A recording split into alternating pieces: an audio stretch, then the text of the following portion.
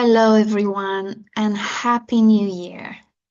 I wish you that 2025 will give you joy, fulfillment, upliftment, courage to make the decisions that you have been holding on or putting them off for a long time, so you can take action that's in alignment with your highest self, with your heart and your soul, so you can fulfill your purpose and your mission in this lifetime. If we don't know each other, allow me to introduce myself. I am Karina. I am a meditation teacher, inner work coach, energy healing facilitator, and tarot advisor. And I specialize in working with highly sensitive women. I support them to come out of their shell and really embody their full potential. What we're going to talk in this video today, I feel that because we are at the beginning of 2025, is that we're going to look on to how to connect to our intuition. I mean, who doesn't want to have an active inner GPS inside them to tell them exactly what to do, how to do it, when not to do it, when to stop, when to start? So we're going to focus on 10 things that you can do to connect to your intuition. And the first thing is to quiet your mind. When our mind is really noisy and really active, it's very hard to listen to our intuition. And what happens when we try to connect to our intuition, what we first hear is the voice of our ego, because the ego is very loud, is very kind of noisy, very obnoxious. It wants to be right. It wants to be always fully present. So what we do when we try to connect to our intuition and we hear the voice of our ego, because of the voice of our intuition is it's much subtle. We can only hear it when we are in silence and in stillness. So let me go back to the ego. When we hear the voice of our ego, what we do, we just acknowledge. We even say to ourselves, oh, this is my ego talking to me. My ego is trying to protect me. So that's okay. And then allow yourself to move to the next level. So what we're gonna hear next is the collective noise. So this is what happens when we are really in tune with ourselves. We get to hear the collective noise, which means that we hear other people's fears and doubts and worries and thoughts, because whatever we hear in our minds, it gets projected into the world around us, because everything is energy. So it's just energy being projected outside of ourselves. So this is what we hear. Secondly, is the collective noise. But then if we stay with it and we acknowledge, oh, it's the collective noise, the fears that maybe comes from my upbringing, from my education, from my parents, from my schooling, and then we go even deeper into our heart space, and we take a moment to just listen and be present. Taking 3 deep breaths, just breathing into our heart space, allowing the heart space to open up, and then just listening, just simply listening and being with it, and practicing this over and over and over again. Number 2 that you can do is to trust your first impression. So whenever you feel like, ooh, you just notice it, that it comes, from your gut feelings. We feel it, we just give it, and we sometimes ignore it, because the reason we ignore it is that it doesn't make sense to the logical mind. So this is why we ignore it. But the more you practice it, the more you know exactly how the intuition feels. So it has that frequency that once we go with it, we know that that's the intuition speaking to us. And the intuition also tends not to speak unless it's asked. So you can't hear the intuition unless you ask a question. It's very subtle, it's very gentle. It just sits back in the last row, let's say. It doesn't come forward like the ego. The ego always jumps in forward. It's me. I want to speak first. No, the intuition is just, oh, unless you are called forward, that's when the intuition speaks.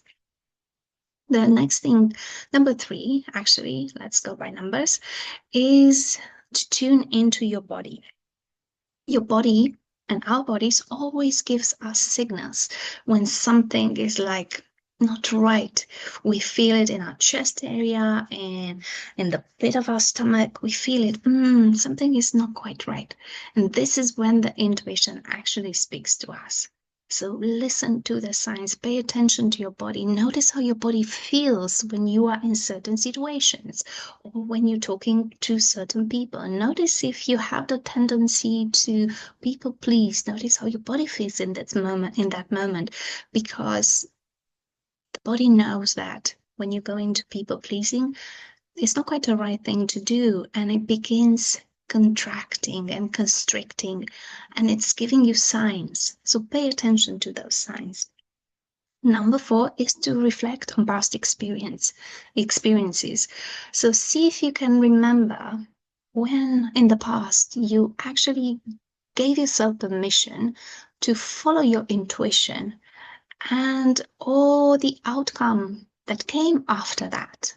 Just remember how it felt back then and what was like, what did you do differently or what you didn't do. You just simply allowed yourself to go with it.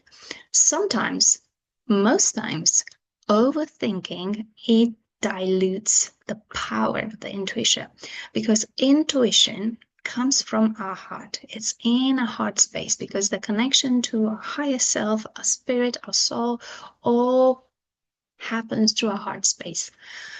So when we receive an intuitive nudge, it's not going to make sense to our logical mind. So when we allow to overthink it and talk ourselves out of it,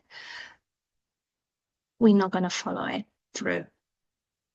Number 5 is to practice mindfulness. Just be as present as you can in every moment. I read somewhere, I can't remember exactly where, that we can only grasp only 1% of what is happening around us. And this is, I think, when we are generous, because we can't even take in everything that's happening around us and to us, because we always like spend a lot of time in our heads just worrying, dealing with like all the drama or not the problems, our other people's problems we try to solve. So we spend a lot of time in our heads, and that doesn't really help us when we want to connect to our intuition. So practicing just being fully present in every moment, just looking around, noticing what is going on. Noticing even if you are in the same room or if you walk down the same road day after day, see if you can notice something new, just looking around with the beginner's eye. Like we say in meditation, just start everything with a beginner's eye and a beginner's mind. It's actually not the beginner's eye. And see if you can notice what is new around you. So just practicing being present. Number 6 is to ask for clarity. Take a moment again to sit in silence and ask your intuition for guidance. Like I said before, your intuition is not going to speak unless it's asked. It's just very gentle, very subtle. It's not going to push herself forward. So just ask a question. Ask the intuition, can you please guide me in this situation? And spend some moments in silence and solitude, perhaps even lighting up a candle and just being with your body, your breath. And if you have some tarot cards, you can actually ask the tarot cards, what is it that you need to know in that moment? Or how can the tarot cards support you with you connecting to your intuition? Number 7 is to journal your thoughts and your feelings. So what happens when we write down everything that's going on through our bodies, through our minds, just express those feelings onto a piece of paper, writing them down, it actually gives us more clarity, and we get to recognize, if we do it on a regular basis, we get to identify behavior patterns and limiting beliefs that it's kind of the stories that we constantly tell ourselves, and we believe them because it's like, it's just a story that we're used to, and we're constantly talking about it. So when you jot down your thoughts and your feelings, it reveals like a picture of everything. It's like it creates even an image of what is going on through your mind and through your heart. And it gets to really, it does help to bring up to the surface more clarity that you actually need in order to connect to your intuition. Number 8 is to let go of fear. I know we all encounter fear, and fear sometimes stops us to really listen. Even if we hear our intuition, it stops us from following up on what the intuition is telling us to do. So we kind of tend to wallow more in these feelings of fear and self-doubt, and disregard actually the power of our intuition. And in those moments, what you need to do the most is actually trust. Trust is the key element that intuition is here to guide you. And when intuition speaks to you, it comes from the most leveled part of you, your higher self, and really is trying to communicate with you. And number 9 is to develop a connection to your higher self. Like I said before, the highest part, the most leveled part of you. And this happens through breathing, deep breathing, meditation, prayer, just sitting in silence and solitude and really connecting to your body, connecting to your heart and your breath, and allowing it to be infused by that aspect of yourself, divine self, that actually holds all the knowledge, all the wisdom, and the guidance, and it's trying to impart it with you if you are open to receive it. So by developing this strong connection to yourself, it's like more like going within and doing the inner work. And if you don't know, you probably heard the word inner work and you're wondering, what does it mean and where do I begin? I'm going to leave the link in the description below with free steps where you can just download and start your inner work journey. And number 10 is to start with small things and experience. Ralph Waldo Emerson said that all life is an experiment, and the more experiments you have, the better, because we're constantly experimenting and, everything.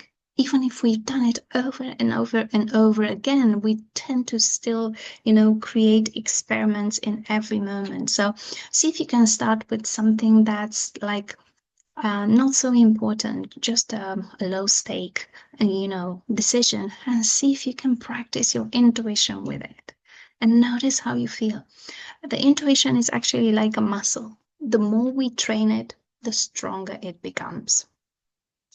So I hope you enjoy this video, and if you really liked it and you resonated with it, I encourage you to like it and subscribe to my channel. And like I said before, I'm going to leave a link for my 10 steps how to start your self-discovery or inner work journey that you can download.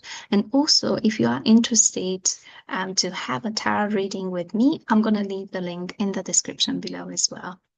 Thank you, and I'll see you next time.